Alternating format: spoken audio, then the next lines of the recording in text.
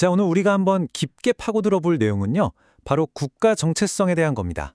기로에선 한 사회가 나아갈 길, 굉장히 좀 파격적인 길을 제시하는 강연인데요. 같이 한번 분석해 보시죠.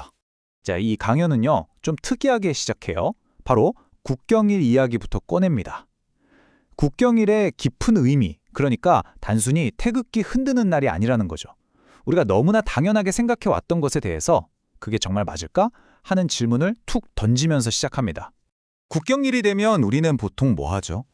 그냥 쉬는 날, 축가하는 날, 이렇게 생각하잖아요. 근데 그게 전부일까요? 혹시 이날이야말로 우리는 누구인가, 어디로 가고 있는가, 이런 좀 근본적인 질문을 스스로에게 던져봐야 하는 날은 아닐까요? 강연자는 아주 단호하게 말합니다. 지금은 깃발을 흔들 때가 아니다, 생각할 때다 라고요. 그러니까 진짜 애국은 막연히 깃발을 흔드는 게 아니라 깊이 생각하는 거라는 거죠. 깃발에 담긴 진짜 의미, 그 목적이 바로 섰을 때 비로소 깃발을 들 자격이 생긴다. 뭐 이런 이야기입니다. 자, 그럼 이 강연자가 진단하는 지금 우리 사회의 가장 큰 문제는 대체 뭘까요?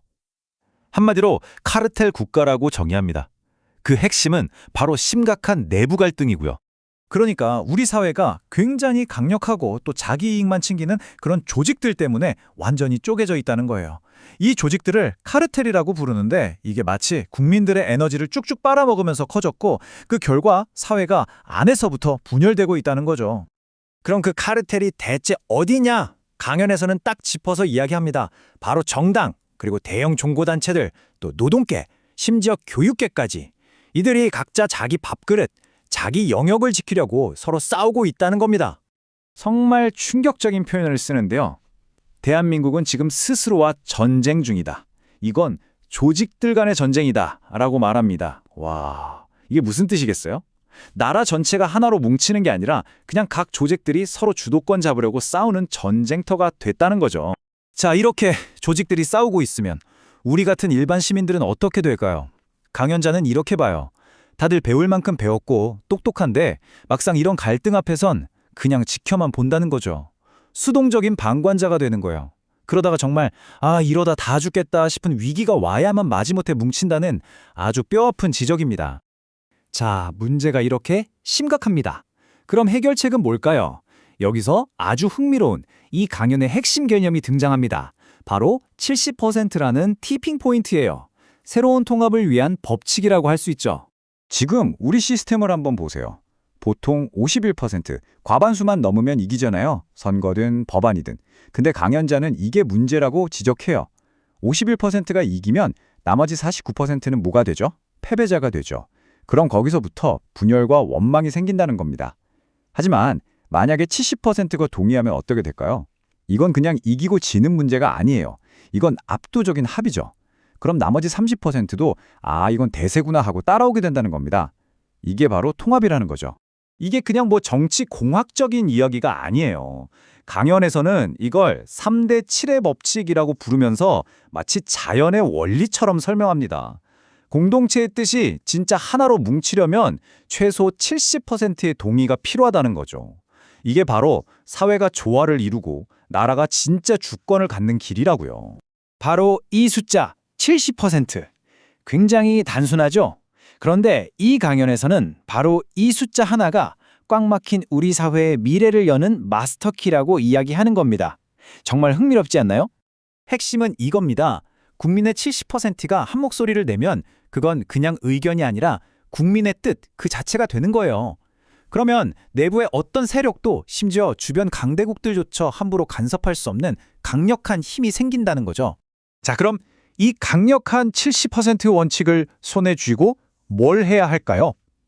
이제부터는 행동입니다. 강연자는 사회 전체를 뜯어고치는 총체적 개혁, 다시 말해 나라의 기초를 아예 새로 쌓는 토대의 재건을 요구합니다. 이건 뭐 조금 고치는 수준이 아니에요.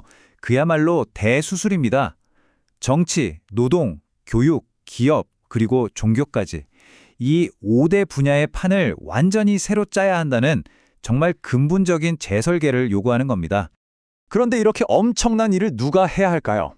강연자는 이걸 역사적인 사명이라고 말하면서 특히 지금의 기성세대, 그러니까 이 나라를 지금의 모습으로 만든 베이비 부머와 X세대를 콕 집어서 이야기합니다.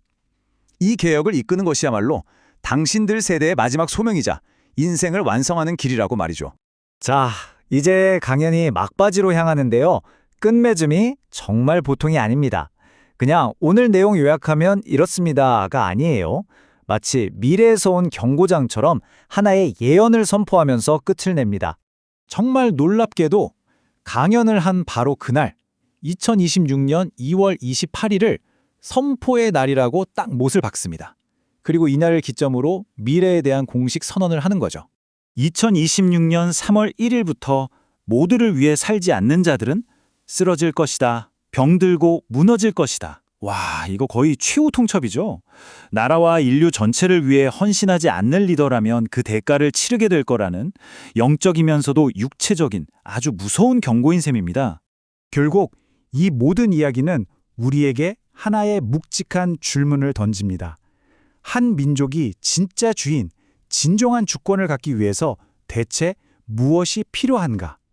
이 강연은 단순히 한 사람의 생각을 넘어서 우리 모두가 고민해봐야 할 국가 정체성과 공동체의 미래에 대한 화두를 던지면서 끝이 납니다.